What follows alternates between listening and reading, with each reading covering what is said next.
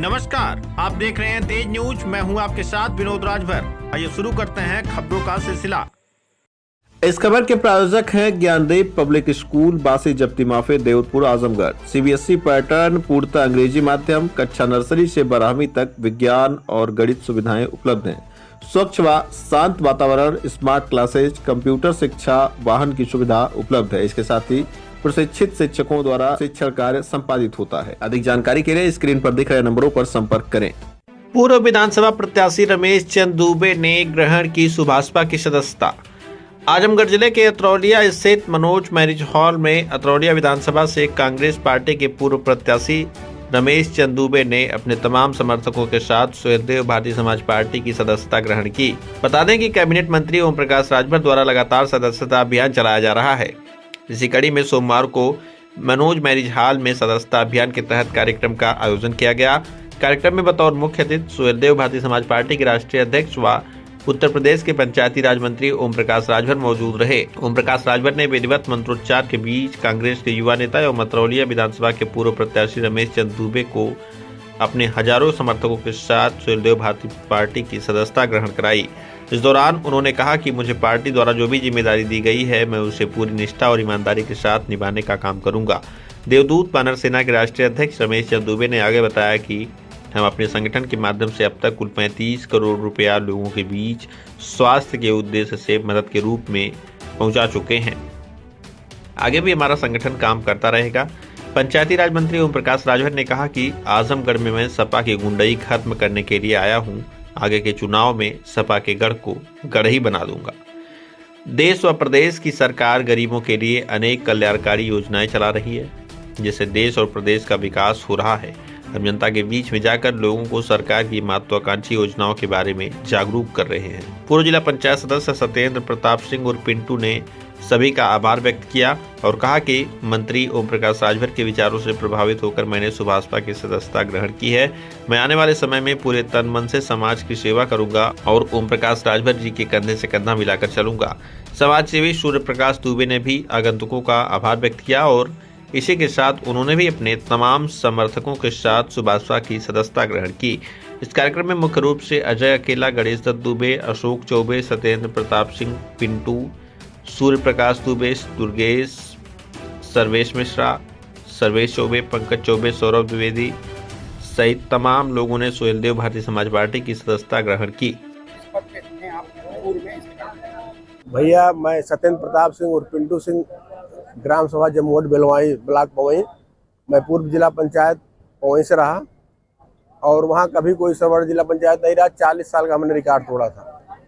आज आपने Bharatiya Samaj party join किया है, कितने लोगों कार्यकर्ताओं के साथ यहाँ भी ज्वाइन किए हैं? भैया, हम लोग वहाँ से करीब 300-400 लोग साथ आए ही हैं वहाँ पवई से, और सब उसमें प्रबुद्ध लोग हैं, अच्छे लोग हैं, सारे पदनिष्ठ हैं, प्रधान है, क्षेत्र पंचायत सदस्य हैं। इससे पहले आप किस पार्टी से जुड़े थे? किसी राजनीतिक पार्टी से जुड़े हुए थे? जी, मैं करीब 25 साल से मैं बीएसपी की राजनीति कर रहा था, बहुजन समाज पार्टी। ओम प्रकाश राजभर की पार्टी क्यों ज्वाइन की है? क्या अच्छा लगा, क्या चीज़ लगी इसके बारे में? भैया, एक्चुअल है कि आगे माननीय मंत्री जी को हम लोग बहुत दिनों से सुन रहे हैं, देख रहे हैं और कई मुलाकात भी हुई। मंत्री जी के कार्यशैली से और विचारों से हम लोग बहुत प्रभावित हैं और हमारे जिले में ऐसा कोई नेता है नहीं, और मंत्री जी के माध्यम से हम लोग जिले में कुछ नया कर सकेंगे। जिले की कुछ तस्वीर बदली जाएगी और पवई की स्थिति आप जान ही रहे हैं कि वहाँ एक ही व्यक्ति का 40 साल से कब्जा है। उस कब्जे को हम लोग हटाने का प्रयास करेंगे। जी, विचार जो हम लोगों का लक्ष्य था, उस लक्ष्य को हम लोग हासिल नहीं, बसपा के माध्यम से नहीं कर पा रहे थे। आप किस संस्था से, किससे जुड़े हुए इसके बारे में? मैं रमेश दुबे, भैया इसी अतरौलिया की भूमि पे पैदा हुआ, जन्म लिया, यहीं खेला कूदा पला बढ़ा और एक देवदूत वानर सेना एक संगठन पिछले कोरोना काल से मैं चला रहा हूँ, उसका मैं राष्ट्रीय अध्यक्ष हूँ। और अतरौलिया की इसी विधानसभा से पिछली बार मैं प्रत्याशी भी रहा कांग्रेस से, और जन सेवा करने का मैं लगातार प्रयास करता रहा और उसी क्रम में हमने देवदूत वानर सेना का गठन किया। और जब राजनीतिक तरीके से हम नहीं सफल हो पाए जन सेवा करने में, तो हम अपने संगठन के माध्यम से लगातार कार्य करने लगे और जी क्या वजह थी कि आप कांग्रेस को छोड़ करके यहाँ पे आए?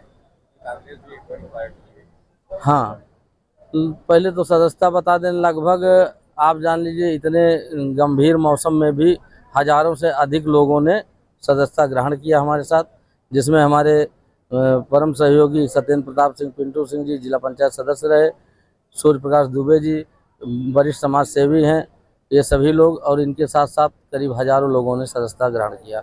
और दूसरा प्रश्न जो आपने किया कि कांग्रेस छोड़ के क्यों आए, हमने आपको बताया ना कि हमारा राजनीति करने का आशय अपने लाभ के लिए नहीं करना है, अपने जो है स्वांतः सुखाय के लिए नहीं करना है, जनसेवा करने के लिए करना है।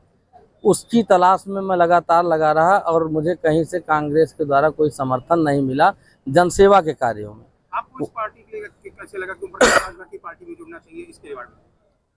इसलिए कि मैं माननीय मंत्री जी को बहुत विगत वर्षों से वाच कर रहा हूं लगातार, और तमाम तरह की जो मदद हमारी वानर सेना करती है उसमें कई बार हम लोगों ने अपील किया, जिसमें माननीय मंत्री जी ने बढ़ चढ़ के सहयोग किया और आर्थिक सहयोग भी किया, और इसके अलावा जो उनसे बन पड़ा उस तरह का भी सहयोग किया, जैसे हॉस्पिटल वगैरह में उनको एडमिट कराना आदि में भी।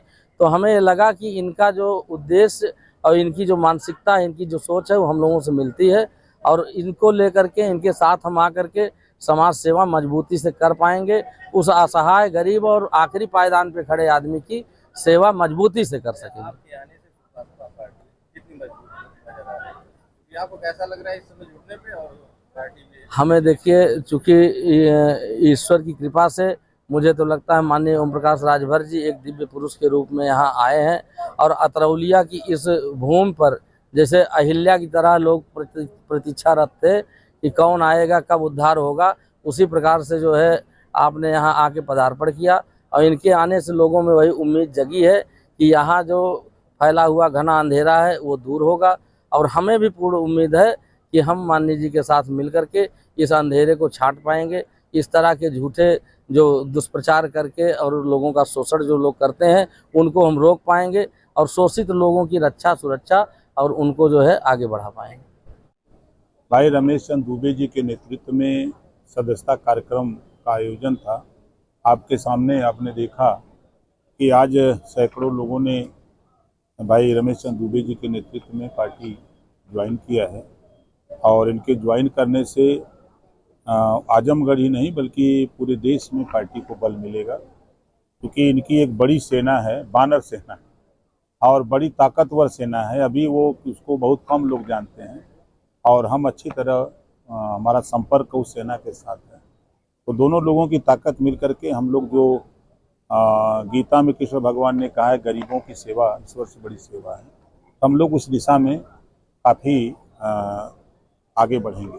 क्या ये जो सदस्यता अभियान है किसी धर्म जाति को लेकर किया गया है? नहीं, मतलब कोई जाति धर्म नहीं, यहाँ सभी जाति धर्म के लोग ज्वाइन कर रहे हैं। हमारे यहाँ कोई बंधन नहीं रहता। आज सैकड़ों की संख्या में ज्वाइन किए हैं, तो ये आगामी चुनाव के लिए कैसा क्या है इसके लिए? देखिए, अब आगामी जो पंचायत चुनाव आ रहा है, पंचायत चुनाव को देखते हुए और आगामी जो विधानसभा के चुनाव हैं, आजमगढ़ में समाजवादी पार्टी के कुछ नेता इतना आतंक मचाए हुए हैं, उनके आतंक को ख़त्म करना भी हमारा उद्देश्य है। इस नाते हम लोग मजबूती से एक जो ब्रह्मा जी ने कहा है कि संघे शक्ति कलयुगे, एक कलयुग में संगठन में बड़ी ताकत होती है, आज उसी का एक रूप है ये। अतरौलिया में काफी दिनों से आप बने हुए हैं, क्योंकि अब जगह चर्चा का माहौल है कि प्रकाश राजभर में आप उनके बेटे अतरौलिया विधानसभा चुनाव लड़ेंगे, क्या इस पे क्या कहना चाहते हैं? हम 10 विधानसभा सीट पर निगाह रखे हुए हैं।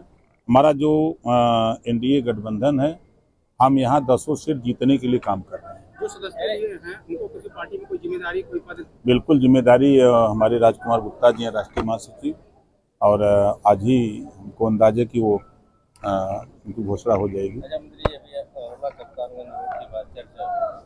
क्या यह मान लिया जाए कि आगामी 2-3 महीने में रोड बनना शुरू? देखिए, बरसात के बाद काम शुरू हो जाएगा। हम लोग और नेताओं की तरह हम वो काम नहीं करते। मैं जब आया तो भाई से भी बात हुई तो भाई ने भी बताया। एक दिन मुझे वहाँ के उस रोड के एक बाज़ार में हमको घेर लिया लोगों ने अपनी बात कहने के लिए, तो मैं रुका तो लोगों ने कहा कि साहब ये लंबे समय से हम लोग थक गए हैं, सड़क नहीं बन पा रही है, तो हालांकि हम भी उस सड़क से गुजरे, करीब हमको अंदाजा है कि 8 किलोमीटर गए थे। दूरी उसकी 21 किलोमीटर है। एक सिकंदरपुर से जाती है अम्बेडकर नगर की तरफ, एक वो सड़क है लगभग 7 किलोमीटर के आसपास। तो दोनों सड़कों की जानकारी जब मुझे हुई तो मैंने PWD जो राज्य मंत्री हैं ब्रिजेश सिंह जी, उनसे मिला, तो उन्होंने कहा कि निश्चित बन जाएगी। उसके बाद PWD प्रमुख सचिव अजय चौहान जी से मिला, फिर उसके बाद हमने चीफ सेक्रेटरी मनोज जी से मिला, फिर मैं मुख्यमंत्री से खुद मिला। तो हमारा लास्ट सवाल, क्योंकि आप पंचायती राज मंत्री हैं, यह क्षेत्र विकास पुरुष बलराम यादव विकास पुरुष कहे जाते हैं, जो भी पंचायती राज मंत्री काफी दिनों तक है। क्या ऐसा कुछ ऐसा नहीं लगा कि जैसे उनके द्वारा कुछ विकास छूटा हो? देखिए विकास हुआ, देखिए गरीब को अपने घर से निकलने के लिए पहले रास्ता चाहिए। गरीब कमजोर को अपने घर से निकलने के लिए रास्ता चाहिए। पंचायती राज विभाग का पहला काम है स्वच्छ भारत मिशन की साफ सफाई रहे, और साफ सफाई तभी रहेगी जब गांव में नाली बने, गांव में सोख्ता बने, गांव में शौचालय बने।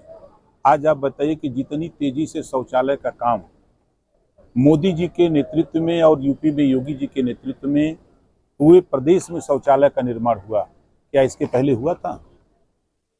ऐसा भी था, सरकारें थी, लेकिन सोच होती है कि गरीब के प्रति क्या सोच है। जैसे उदाहरण के तौर पर हम दें कि हम यहाँ 3 महीने से, जैसा आपने कहा 3 महीने से, 3 महीने में 1,35,00,000 रुपया हम लोगों ने गरीबों के इलाज के लिए दिया। उस गरीब को कि जब वो पैसा नहीं है, अभाव है पैसे के, वो दवाई के लिए दर दर भटकता है, उसको दिलाया। क्या ये काम तो यहाँ के विधायक भी कर सकते हैं? देखिए, बतिया बा कहकुतिया नहीं, मेहर बा घर खटिया नहीं, समझ रहे हैं ना बात? तो उन्होंने मैंने एक वीडियो देखा उनका, वो कह रहे हैं कि हमारा विकास देखना हो तो बसखारी से देखो, और भाजपा का विकास देखना हो तो हरियाणा कप्तानगंज, कहते हुए जरा सा भी शर्म भी नहीं आई कि उनकी विधानसभा की सड़क है। विधानसभा की सड़क है, विधायक आप हो, सांसद आप हो, सरकार आपकी रही, आप नहीं बनवा पाए और दोष दे रहे हो भारतीय जनता पार्टी की। निधि का पैसा कहाँ जा रहा है? सांसद की निधि का पैसा कहाँ जा रहा है? 100 करोड़ जिला पंचायत का पैसा कहाँ जा रहा है? आप बताओ, नहीं पैसा कहाँ जा रहा है? सब बड़ी सड़क है, इसलिए विधायक निधि से नहीं बन पा रहा। फिर वही बात करते हैं। देखो हम भी वही काम करते हैं जो सवाल आप पूछ रहे हो ना। हर विधायक 1 किलोमीटर, वो चाहे विधायक तो मुख्यमंत्री से मिल सकता है, मिल करके अपनी समस्या कह सकता है, लेकिन पटिया से निकाल देंगे ना। अखिलेश जी जाएंगे तो देखिए, पटिया से निकाल देवल जाइए जब जाइए मुख्यमंत्री के यहाँ तक पैसा मांगे जाइए तो वहां से निकाल दो पटिया से। एक डरन ही लोग सीएम से मिलने नहीं जाते। जैसा कि अभी आप बता रहे थे कि हर पंचायत में, पंचायत मंत्री हर जगह पे पैसे आ रहे हैं और उसका आप बताओ 100 करोड़ रुपया आ रहा है जिला पंचायत में। यही मैं बता रहा हूँ, 4 बार से टेंडर निरस्त हो रहा है। PWD की बनी सड़कें, आपके मंडी समिति की बनी सड़कें, सिंचाई विभाग की बनी सड़कें, उसका टेंडर निकल रहा है। जब फाइल जाती है हमारे यहाँ तो हम इंक्वायरी करा लेते हैं, खर्च से खबर चली जाती है और उसके बाद टेंडर निरस्त हो जाता है। पंचायत विभाग से प्रधानों का एक बजट को लेकर के अपने बजट कम बजट मिलता, जैसे लागत के हिसाब से उनको बजट नहीं मिल पाता जितना आबादी के हिसाब से उनको बजट मिलता है। देखिए, भारत सरकार जो रुपया देती है तो उसमें 70% धन प्रधानों को अलॉट हो जाता है तुरंत। उसके बाद 15% धन तुरंत क्षेत्र पंचायत और जिला पंचायत को अलॉट हो जाता है। अब वो पैसा, उसी पैसे से उनको काम करना है, बीच में कोई बिचौलिया नहीं। कल तक लोग बिचौलिया होते थे, जहाँ चाहते थे वहाँ पैसा देते थे और जहाँ नहीं चाहते थे वहाँ पैसा नहीं देते थे, लेकिन वो मानक मोदी जी ने, योगी जी ने खत्म कर दिया। आखिरी सवाल है, आज बड़ी संख्या में लोग आपसे जुड़े हैं, फिर राजनीति प्रदेश में राजनीति और विधानसभा में कहाँ तक? देखिए, ये वो साबित करता है कि आने वाले दिनों में जो दुखी लोग हैं वो इकट्ठा होकर के अपने दुख के निवारण के लिए काम करने वाले हैं।